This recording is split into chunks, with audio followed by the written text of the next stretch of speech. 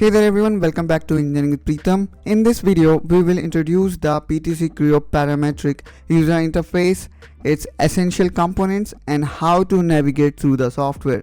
So without further ado, let's get started. Okay, so the first thing what we need to do is we need to launch this Creo Parametric, and here you can see I have already opened it.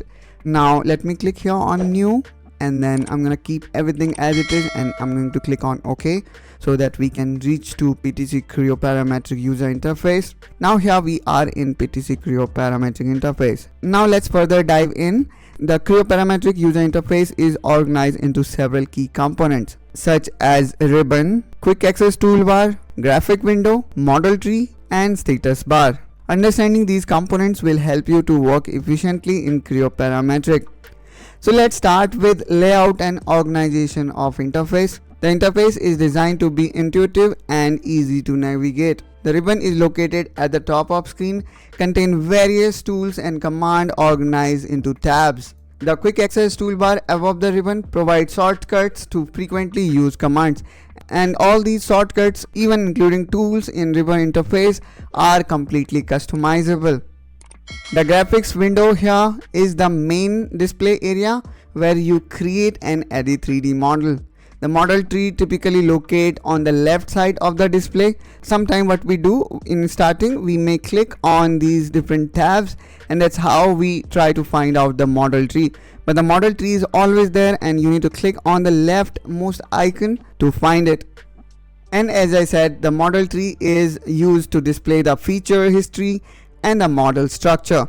The status bar at the bottom of your screen provide feedback on current status of your model and software. Now let's dive deeper into ribbon tab and their function. The ribbon, as we discussed before, is organized into several tabs. So for example, in part modeling, here we can see the ribbon have got this model tab, analysis tab, live simulation and so on. So each of these tabs contain groups. So here we can see there is a constraint group or load group or other group as well. And in these groups we may see the related tools and commands, which I would say is one of the most popular kind of interface available. For example, you may also see this kind of interface with Microsoft Office products like Word, Excel and PowerPoint. Now let's talk about graphic windows and model display. The graphic window is where you're going to spend most of your time in designing and manipulating 3D model. The model display area allows you to visualize your design in various display mode. Let me just quickly create some, such as shaded view, wireframe and so on. The coordinate system and 3 datum plane provide a reference for orientation and direction. Now let's talk about model tree and feature history. So the model tree provide a visual representation of your model feature, history and structure. As you create and modify features, they will appear in model tree.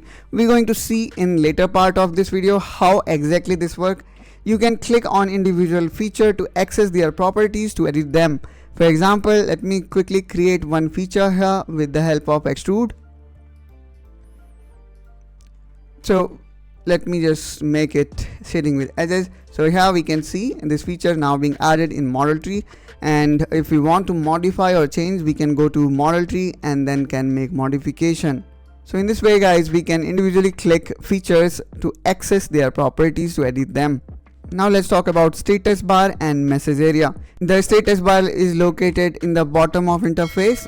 The status bar keeps providing the most important information in a form of message or current state of your software. So you may find these components at various locations. For example, here the message bar, or here you will see different state or notification.